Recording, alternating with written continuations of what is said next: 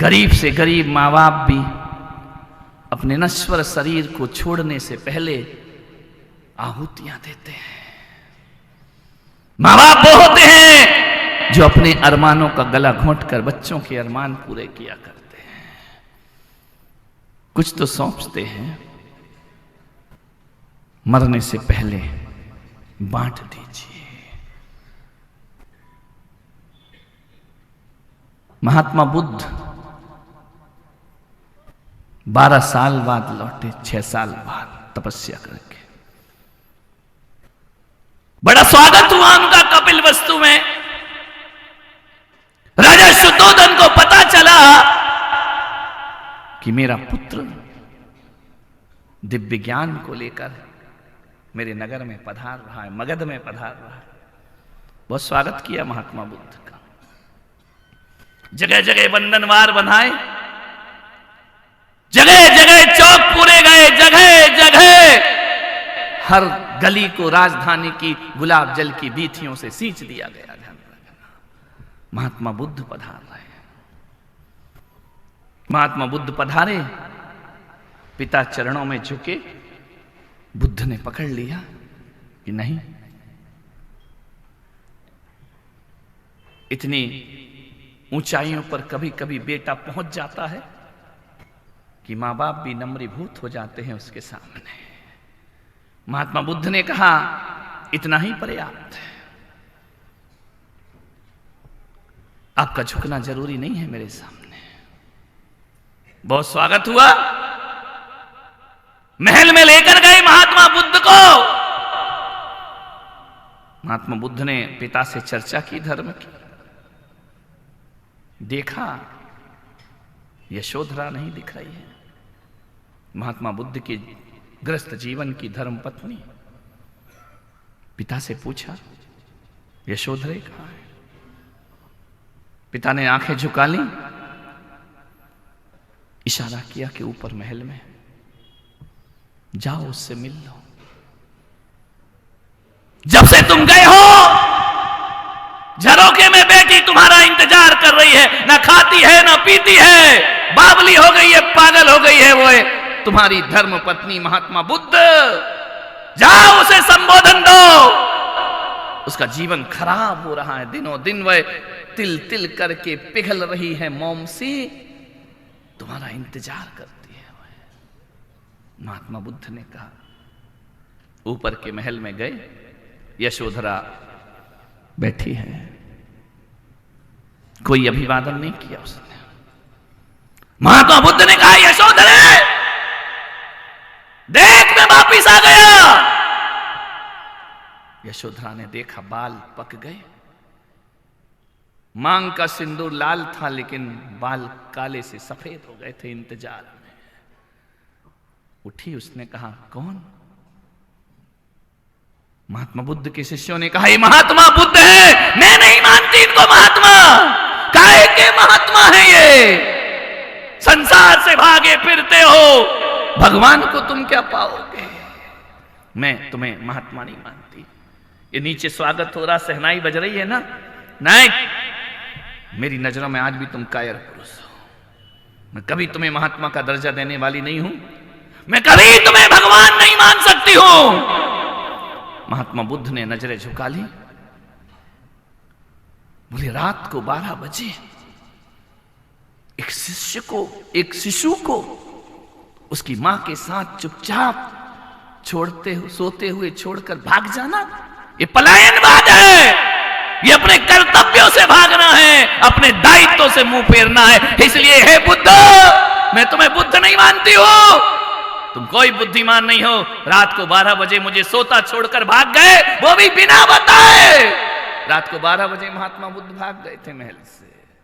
नवजात शिशु सोया था, यशोधरा नींद में थी, महात्मा संन्यास लेने भाग गए।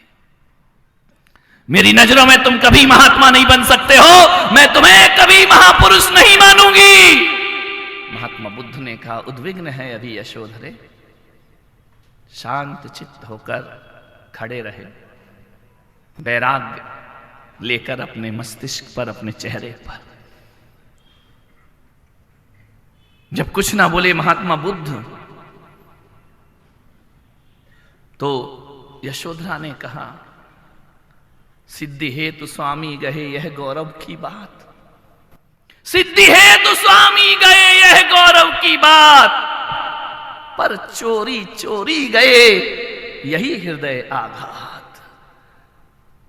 सखी वो मुझसे कह के जाते तो क्या अपने पथ की बाधा पाते?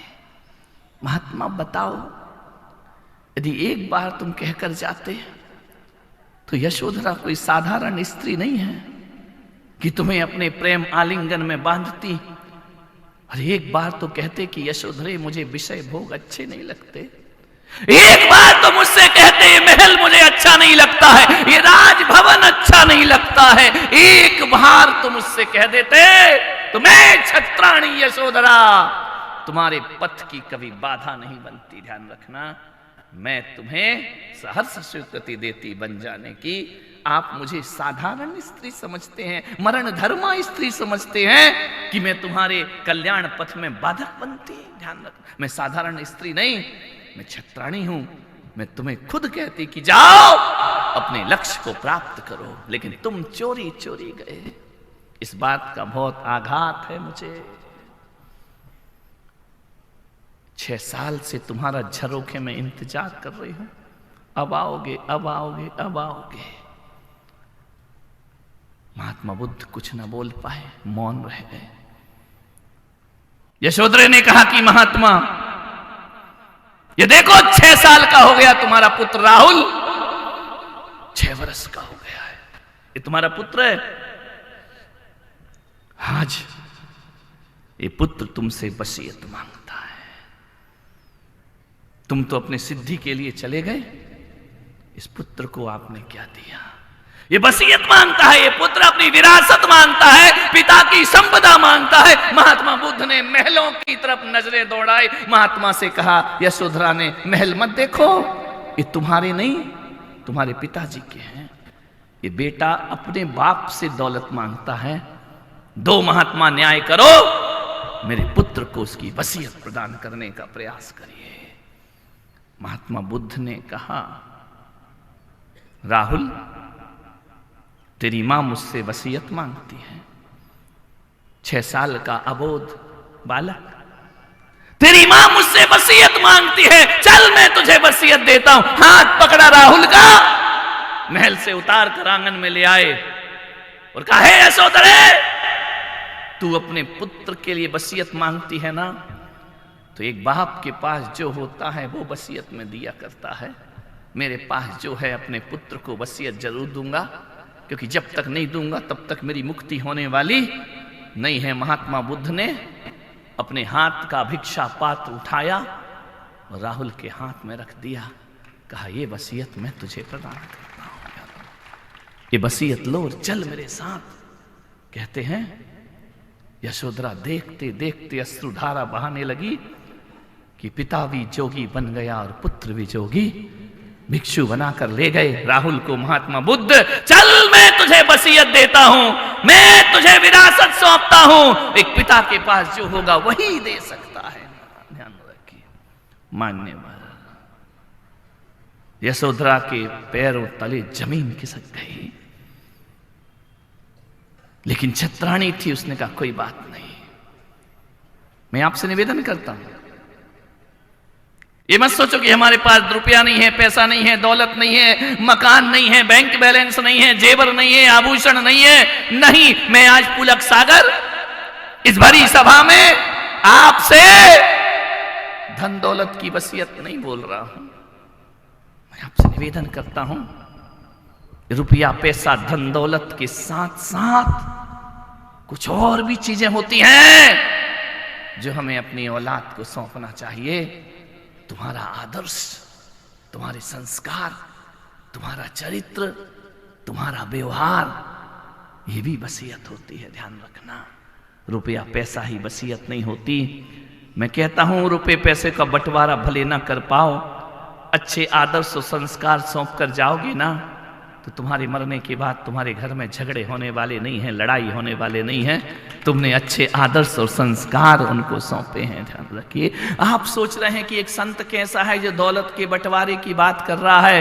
मैं दौलत के बंटवारे की बात नहीं कर रहा हूं। मैं आपसे इतना निवेदन करता हूं कि बेहतरीन संस्कार यदि अपनी औलाद को सौंप करके गए तो संतोष मिलेगा तुमको जीवन में। मेरा एक भक्त है, उसने टीवी से मेरा प्रवचन सुना, बहुत दूर रहता है,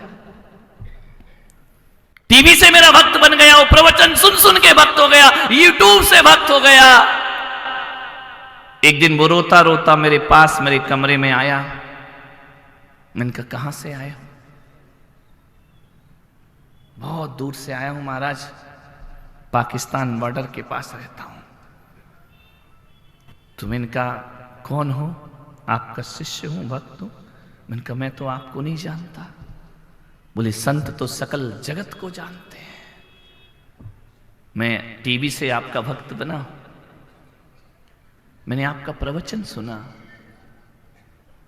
कि जीवन अच्छा जीना चाहिए, दौलत अच्छी हो या ना हो, जिंदगी अच्छी जीना। मैंने बदल लिया अपने आप को महाराज, और मैंने सोच लिया कि आज के बाद मैं नंबर 2 का काम नहीं करूंगा, मैं बेईमानी नहीं करूंगा, मैं झूठ नहीं बोलूंगा, मैं शराब नहीं पीऊंगा, मैं मांस नहीं खाऊंगा, मैं अपने जीवन में कुछ भी ऐसे ऐब नहीं रखूंगा अपनी जिंदगी। मैंने सब कुछ किया है, लेकिन आज की आपके प्रवचनों से मेरे जीवन में परिवर्तन आया।